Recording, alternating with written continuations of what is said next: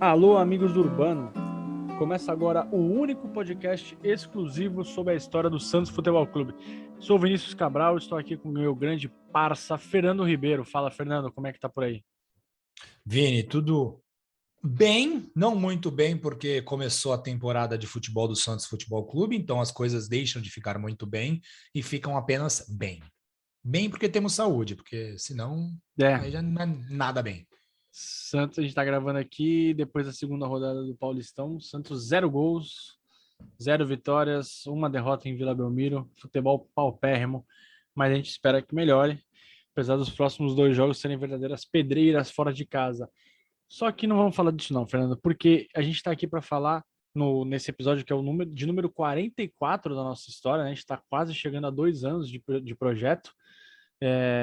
Nosso primeiro episódio foi para o ar dia 28 de abril de 2020, comecinho da pandemia, e na pandemia ainda estamos, e no próximo mês de abril a gente completa 2 anos e com algumas novidades que traremos para vocês logo mais.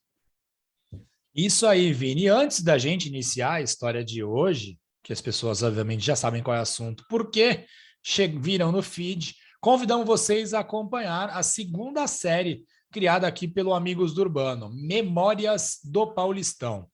Toda terça-feira, Vini, até o fim da primeira fase da competição, vamos relembrar um momento marcante do Santos na disputa do estadual. Já falamos sobre treinadores, falamos sobre os clássicos das praias e falaremos muito mais. Procure aqui no feed os episódios e fique ligado nas nossas redes sociais, @Amigos do Urbano, pois lá no Instagram e no Twitter divulgamos todo o conteúdo criado por nós e lançado aqui no seu agregador favorito.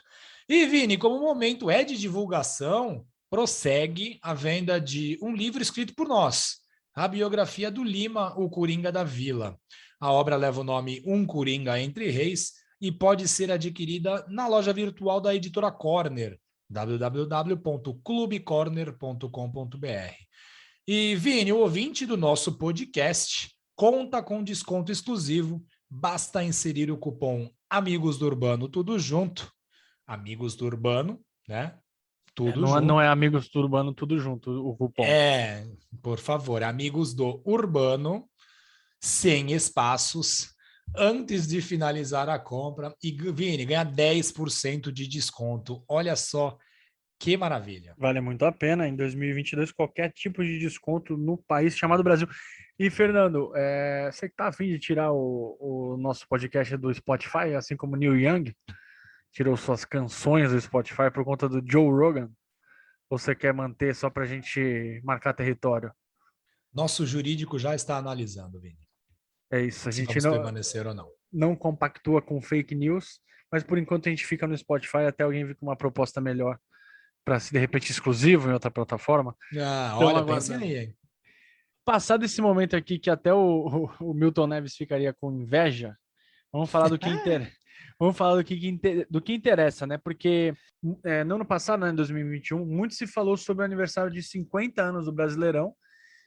Esse assunto ele alimenta muito tipo de polêmica, né? Porque tem a turma que defende que o campeonato começou em 71, um outro pessoal entende que o futebol brasileiro já tinha criado uma competição nos anos 50, que é o que a gente vai falar aqui hoje, dentro de um contexto, né? A gente precisa entender qual é o contexto dos anos 50, 60 e 70 e por que que o campeonato era daquela maneira. Tem muito clubismo envolvido, a imprensa é extremamente clubista, todo mundo puxa a sardinha para o seu lado. Os torcedores dos times que ganharam de 59 a 70 afirmam que o Brasileirão se iniciou naquela época, quem não ganhou nada naquele período tende a desqualificar a Taça Brasil e comparar erradamente, né, com a Copa do Brasil. Com o Atlético Mineiro campeão em 2021, depois de 50 anos de jejum, o assunto ficou ainda mais em evidência, né, até porque foi o Galo que ganhou o campeonato de 71. Essa polêmica, para mim, é daquela leva de polêmicas vazias, mas sempre cabe explicar, né? Porque às vezes tem uma pessoa que está desavisada e é bom a gente contar o que aconteceu. Então, por isso, a gente vai explicar um pouquinho do que foi a Taça Brasil de 59 e, claro, a gente vai repassar a campanha do Santos, né? Que foi o primeiro representante paulista nas competições nacionais interclubes. E para brilhantar ainda mais o episódio, a gente pediu a ajuda de dois experts no assunto. Antônio Matos, que é jornalista e delegado de polícia, autor do livro Heróis de 59, que narra a história da conquista da primeira Taça Brasil pelo Bahia. Esse livro foi lançado pela editora Solis Luna. É uma baita dica cultural, vale muito a pena conhecer essa leitura. O outro convidado é um velho conhecido de vocês que escutam Amigos do Urbano, Wesley Miranda, um dos principais, a minha cachorra, um dos principais pesquisadores da história do Santos, conhecido como o Mago dos Vídeos e um dos idealizadores da ASOFIS, a Associação dos Pesquisadores e Historiadores do Santos Futebol Clube. E Vini, antes da gente começar, a gente tem que explicar a nossa posição. Nós, aqui do Amigos do Urbano, momento editorial, Vini, reconhecemos que a Taça Brasil é, sim, o início dos torneios que apontam o campeão brasileiro a cada ano. Não nos prendemos a nomenclaturas de competições. Afinal, desde 1971 existiram diversos nomes para o principal torneio de clubes no Brasil. Campeonato Brasileiro, Copa Brasil, Taça de Ouro, Copa União, Copa Campeonato João Avelange, Nacional, entre outros. Exatamente, Vini. E assim, a gente tem que lembrar que o Brasil da primeira metade do século XX parecia muito maior do que hoje. E não, né? Nós somos muito ruins de matemática, mas de geografia não. O território do Brasil não se comprimiu na segunda metade, mas o avanço da aviação comercial, a evolução da engenharia automotiva, além da melhoria na qualidade das estradas, e facilitou os processos de deslocamento entre os estados. Antes, para o Clube Paulista, era bastante oneroso disputar partidas no Sul ou no Nordeste. Tanto que eram organizadas excursões para esses extremos do país, sempre com boa quantidade de jogos a serem disputados, porque assim valia a pena financeiramente essa viagem. Essa dificuldade de locomoção sempre foi um entrave para a disputa realmente nacional entre os clubes de futebol. É difícil afirmar se havia o interesse dos clubes em criar uma competição que os colocasse em confronto contínuo. Afinal, os campeonatos estaduais eram um sucesso naquela época. O torneio Rio-São Paulo, que foi organizado pelo Jornal dos Esportes, foi uma das primeiras experiências interestaduais que realmente se tornou duradoura e rentável, que a gente tem que lembrar. As bilheterias eram a principal fonte de receita dos clubes naquela época, então a gente avaliava, a gente não, porque eu não vivia nessa época, mas era avaliado um sucesso ou não de uma competição pela quantidade de público que ela atraía aos estádios. Exato. E os debates sobre essa competição para definir o campeão brasileiro, eles começaram de maneira mais forte na década de 50. Em 1948, por exemplo, o Colo-Colo, né, o clube chileno, organizou uma competição entre todos os campeões nacionais da América do Sul e o representante do Brasil foi o Vasco, que tinha sido campeão carioca um ano antes. E a gente já aciona aqui pela primeira vez o Antônio Matos, né, que é o pesquisador que vai falar sobre o Bahia, que vai comentar sobre esse processo da criação da Taça Brasil. A Taça Brasil de 1959 foi o primeiro campeonato brasileiro interclubes. Anteriormente havia no país uma outra competição nacional, que era o Campeonato Brasileiro de Seleções, disputada durante 30 edições, com pequenos intervalos, entre 1922 e 1987, e protagonismo de paulistas e cariocas. Embora pensada desde 1952, quando a FIFA autorizou a antiga Confederação Brasileira de Esportes a organizar um campeonato nacional de clubes, a Taça Brasil somente começou a sair do papel em 1955, no Congresso Nacional das Federações de Futebol em Belo Horizonte, e oficialmente efetivada em 1959, na gestão do presidente João Avelange. O sucesso da Copa dos Clubes Campeões Europeus, atualmente chamada de Liga dos Campeões, acelerou o processo de construção de uma competição semelhante na América do Sul. E com isso, uma maneira de definir qual era o clube campeão do Brasil tornou-se cada vez mais relevante, né? Imagina, você vai ter uma Libertadores, você precisa definir, bom, quem vai do Brasil? Não vai ser o time com a camisa mais bonita, ou com o jogador mais bonito, até porque seria o Santos, né? Os jogadores do Santos são mais bonitos, a camisa do Santos é mais bonita. Desde André Belezinha. Desde André Belezinha. E outra importância em ser campeão do Brasil era pelos cachês em partidas disputadas no exterior. Tanto que o Santos pressionou, né, a CBD em reconhecê-lo como campeão do Brasil antes da sua primeira excursão à Europa, em maio de 59. Depois de ter vencido o torneio Rio-São Paulo, a diretoria do Peixe exerceu toda a sua influência junto ao órgão organizador do futebol brasileiro, conseguiu um documento que atestava ser o campeão brasileiro, e isso aumentou em muito as taxas que o Alvinegro que o Alvinegro cobrou para se apresentar em solo europeu. E Vini, para a primeira edição da Taça Brasil, foram 16 clubes participantes. O Santos ingressou como campeão paulista de 58. Naquela época, o alvinegro praiano já era considerado um dos principais quadros do país.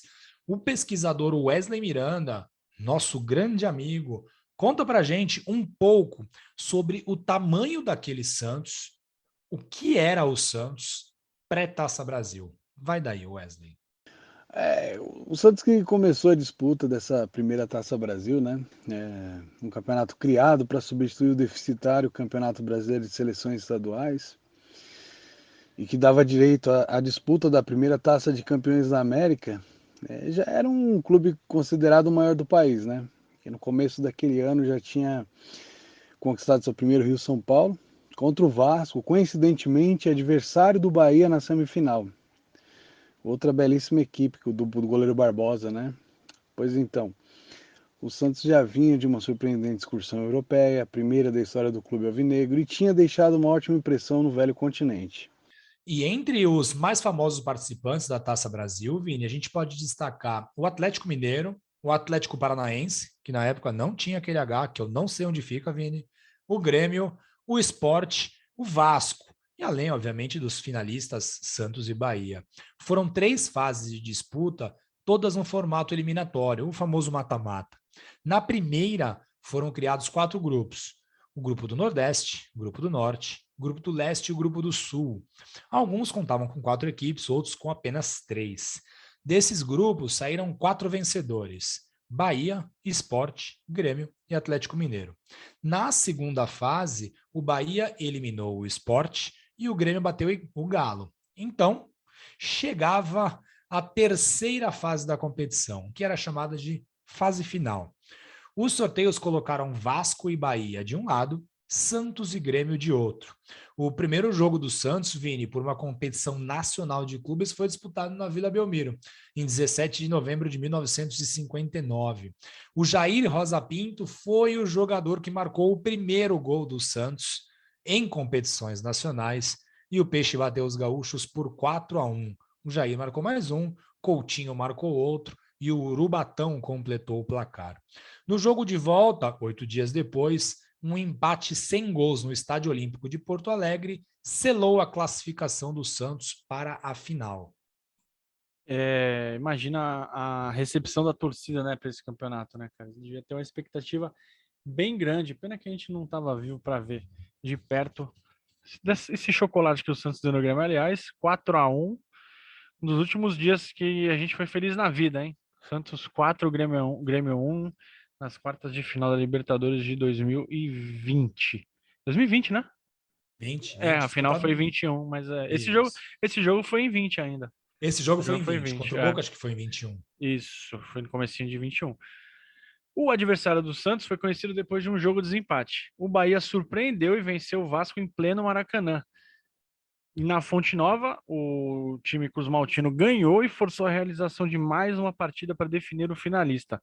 Esse jogo aconteceu novamente na Fonte Nova, 2 dias depois da segunda partida, e o Bahia venceu com gol do Léo e garantiu a vaga no seu primeiro campeonato nacional. O Bahia chegou na final, um feito e tanto, né? Porque a gente pensa que hoje o futebol ele é desigual, né? A força do futebol, até o pessoal do Nordeste, vou até mandar um abraço aqui pro meu amigo Leco, que torce pro Bahia, e com certeza tá ouvindo esse podcast, e o pessoal chama os times daqui os times do eixo, né? Os times do Rio, São Paulo, Sul, Minas, onde está a maior parte do dinheiro, né, do campeonato. E para um time do Nordeste, ainda mais esse formato agora, Fernando, de pontos corridos, é muito difícil, né, cara? Porque no mata-mata você tinha um fator eliminatório, você Momento, sim. Você podia jogo pegar, ruim, né? você podia pegar, sei lá, Flamengo e Vitória.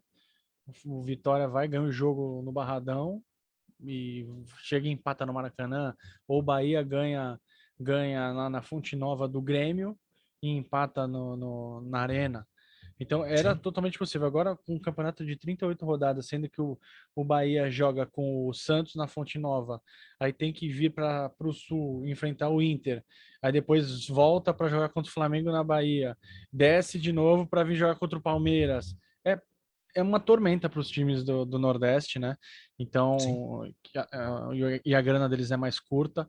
E você imagina que nos anos 50 também existia uma diferença, né? Tanto que o Bahia não era favorito para o confronto contra o Vasco, muito menos contra o Santos, e foi lá e beliscou a taça. Se a gente reclama do calendário atual do futebol brasileiro, é porque a gente não viveu na década de 50 e 60, né?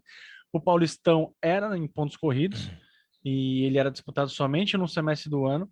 E em 59 ele teve 38 rodadas, como o brasileiro atual. No meio disso, o Santos ainda teve uma excursão para a Europa e para alguns jogos aqui na América, contra times da América do Sul, aqui pelo continente inteiro.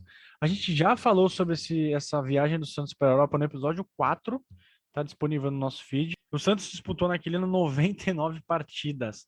Entre o primeiro e o segundo jogo da final da Taça do Brasil foram 20 dias. Nesse período, o Santos jogou 5 partidas do Paulistão. Olha o caos. Isso, e reta final do Paulistão com bastante pressão, Santos e Palmeiras se batendo lá no campeonato para brigar pelo título. A grande final entre santistas e baianos, Vini, foi marcada para os dias 10 e 30 de dezembro. Primeiro jogo na Vila, segundo jogo na Fonte Nova. Foi, então, em uma quarta-feira à noite que os dois clubes iniciaram a disputa pela primeira Taça Brasil. Nesse primeiro jogo, o Santos jogou com Manga no gol, Getúlio, Urubatão, Formiga e Dalmo, Zito e Jair, Dorval, Coutinho, Pelé e Pepe. O Lula era o treinador. O Bahia, naquela noite, jogou com Nadinho no gol, Leone, Henrique, Beto e Vicente, Flávio e Bombeiro, Marito, Alencar, Léo e Biriba. Meu, esses apelidos são os mais legais. Uma pena que agora o Biriba teria um nome composto e seria chamado só entre os amigos dele de Biriba e não no Brasil inteiro chamado de Biriba, né? Sim, Uma mas pena. ainda bem que a gente tem o Patati, né? Mas o Bombeiro, ele jogou uma ducha de água fria no ataque santista, né? Não, meu Deus do céu. E o treinador, Vini, era o Geninho, mas não aquele que você sempre critica quando pode. O Pelé abriu o placar para o Peixe com 15 minutos, mas o Biriba, olha aí, Vini, igualou aos 26. O Alencar surpreendeu a todos e colocou os baianos em vantagem com 12 minutos do segundo tempo. O Pepe, de pênalti, restabeleceu a igualdade aos 32 do segundo tempo, e quando tudo parecia que a partida terminaria com empate, o Alencar marcou novamente a 1 minuto do fim. E assim, Vini, nossa, o time do Santos é muito poderoso, é o melhor time do Brasil, quiçá do mundo. Nesta partida não foi. Os jornais relatam que o tricolor baiano foi muito superior e mereceu a vitória. E não são jornais da Bahia, são jornais daqui do estado de São Paulo. Vini. É importante frisar isso, né? Porque tem muita mística, né, em torno do Santos. Óbvio, o Santos conquistou o direito a ter toda essa aura em volta, mas tinha dia que o adversário dominava, tinha dia que o adversário era melhor. E foi o caso dessa noite na Vila Belmiro. 20 dias depois, a Fonte Nova estava lotada, né, para comemorar um possível título do Bahia. Imagina a expectativa da torcida do Bahia, que sempre é uma torcida muito calorosa, né? O público estimado de 40 mil torcedores assistiu ao jogo naquela noite de terça-feira e viu de perto aquele time do Santos que adorava jogar pressionado, né? E era uma situação que o time se sentia confortável e isso ficou provado logo aos 7 minutos, quando o Coutinho abriu o placar. Aos 28, o Pelé aumentou e definiu a vitória do Santos, né? 2-0.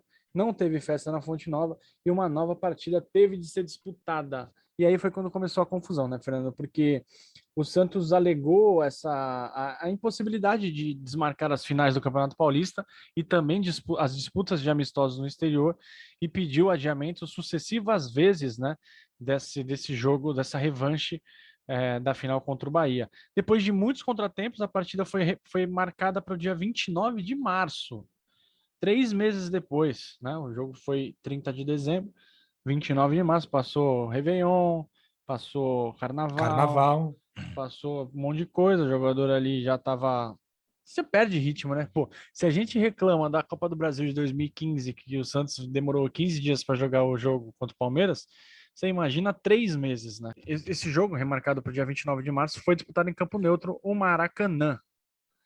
Nessa excursão, Fernando, que citei anteriormente, o Santos fez 10 partidas em 3 países diferentes da América do Sul, chegou no Brasil, descansou pouco e estreou no Torneio São Paulo. Um empate sem gols contra o Palmeiras. Desse jogo, que foi realizado no Pacaembu, o Santos foi direto para o aeroporto, foi para o Rio de Janeiro.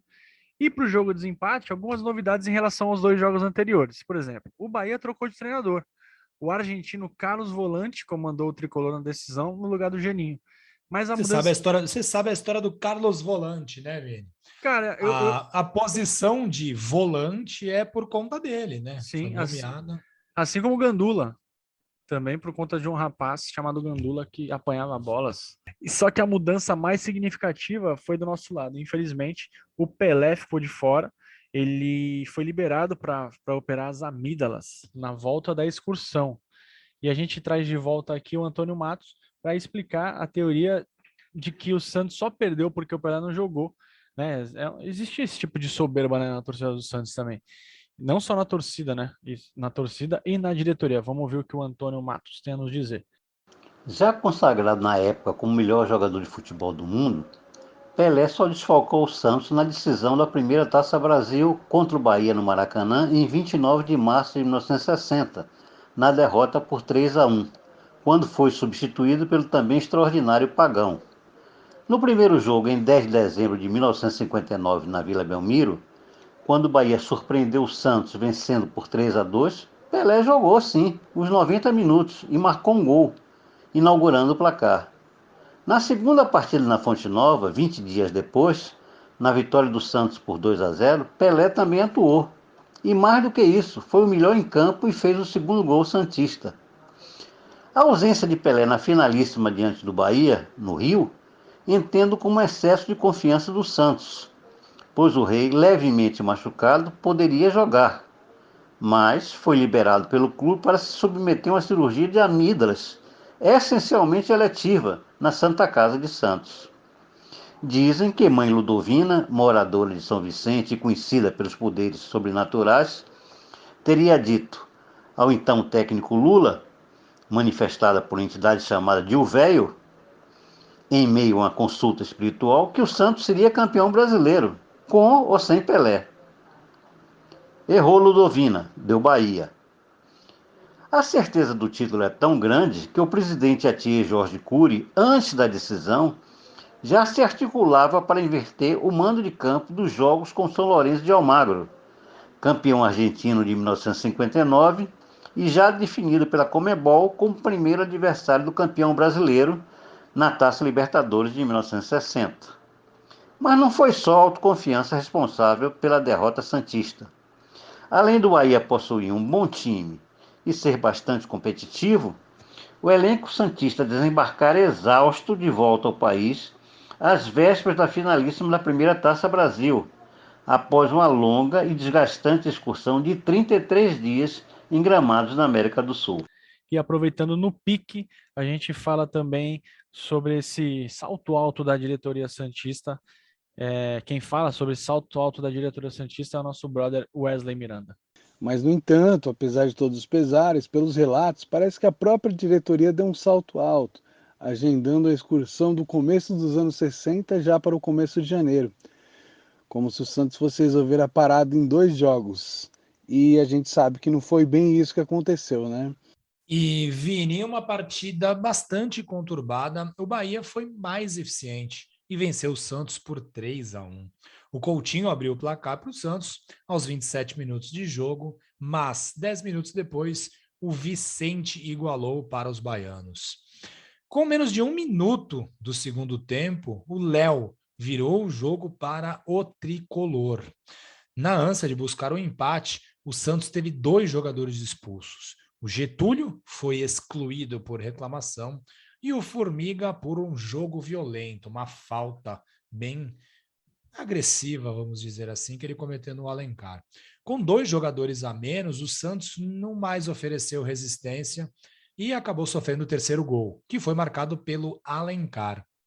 E, Vini, a atuação do árbitro Frederico Lopes foi bastante contestada pelos santistas. O apitador chegou a processar criminalmente Lula, Formiga e Zito por comentários de que ele tinha agido para favorecer o Bahia.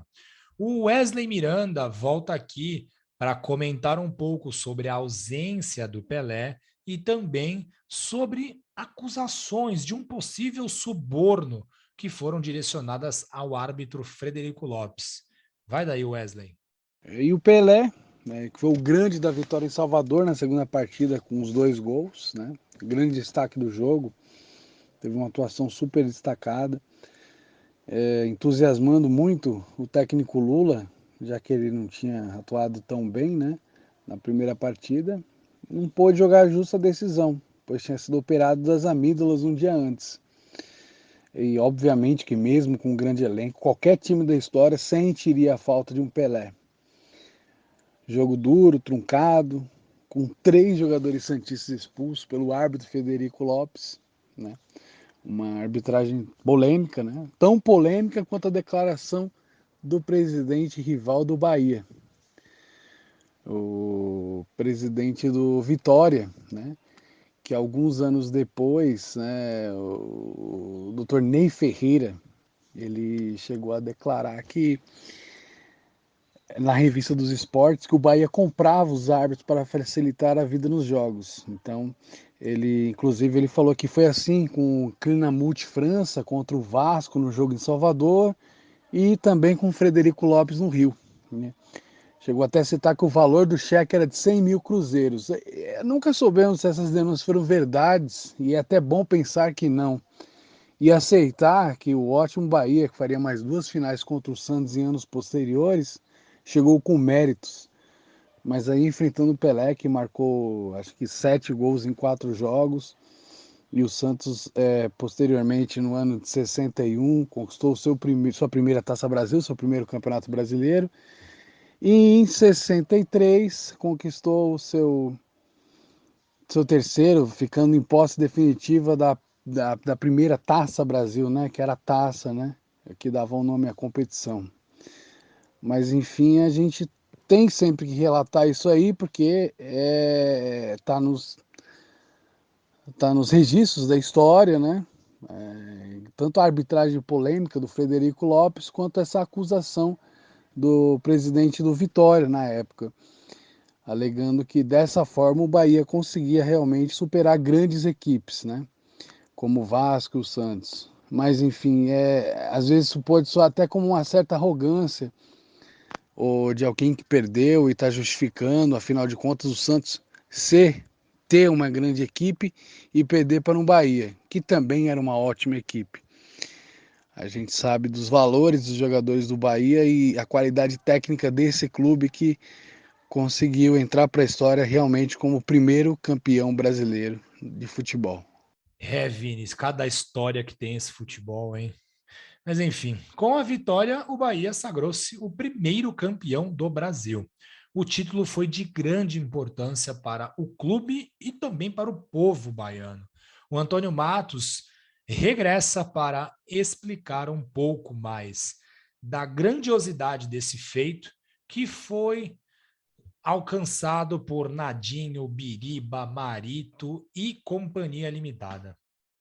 Imagine, Fernando, o que representou no início dos anos 60 para o Bahia uma agremiação nordestina com apenas 29 anos de fundada e uma folha de pagamentos infinitamente menor do que todos os grandes times do eixo Rio-São Paulo, a conquista desse título de primeiro campeão brasileiro interclubes.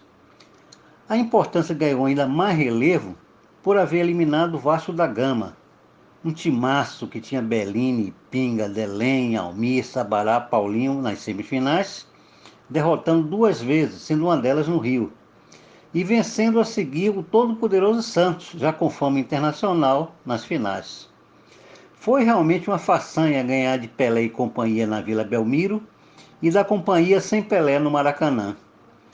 O título da primeira Taça Brasil permitiu ao Bahia, em 1960, ser o primeiro representante do país na Taça Libertadores da América, denominada na época de Copa dos Campeões de América. Não há tempo para mais nada, como diria o cérebro locutor. Inclusive, não há tempo para ficar repetindo que o Campeonato Brasileiro começou em 71, né? Não dá, né? Os anos de ouro do futebol brasileiro foram de, sei lá, de 58 a 70. Foi quando o Brasil Sim. se transformou no país do futebol. Um dos maiores jogadores do mundo jogavam no Brasil. Né? Os principais jogadores do mundo jogavam aqui, né, Vini? A seleção de 58 era toda baseada aqui, de 62 também. Então, você tinha Pelé, Garrincha, Zito, Didi, Newton Santos, Gilmar, todo mundo jogando aqui, todo mundo jogando nas nossas barbas, e a gente não era considerado um campeonato brasileiro. Já tinha o brasileiro de seleções, né? Como você falou, tinha o Rio-São Paulo, mas não conferir a Taça Brasil, o título de um campeonato nacional, um campeonato contextualizado, é de uma... Cara, seria um terraplanismo da bola. É quase isso. É isso aí. São negacionistas, Vini. Negacionistas da bola. A gente fica por aqui, né? As dicas culturais são os livros que a gente citou, né? O livro Heróis de 59, escrito pelo Antônio Matos, da editora Solis Luna, www.solisluna.com.br, quem quiser comprar o livro, e também o Almanaque dos Craques, que foi escrito por Wesley Miranda e outros 4 pesquisadores, entre eles eu, o Guilherme Nascimento, o Evaldo Rodrigues, o Marcelo Fernandes, e com imensa colaboração do Fernando e de outros amigos. Esse livro está à venda na www.lojada11.com.br.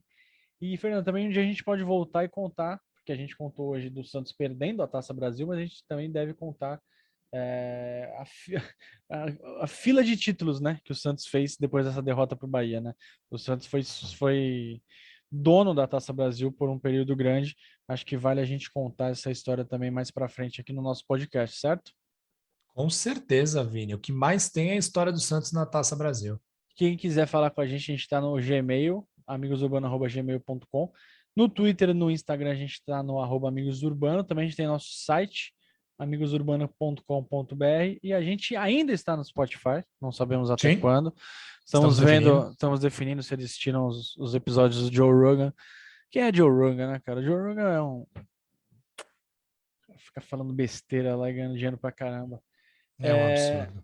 Na Apple Podcasts, no Google Podcasts, no YouTube e na Radio Public. Agora você já sabe que o episódio recorrente tem um intervalo de 3 semanas.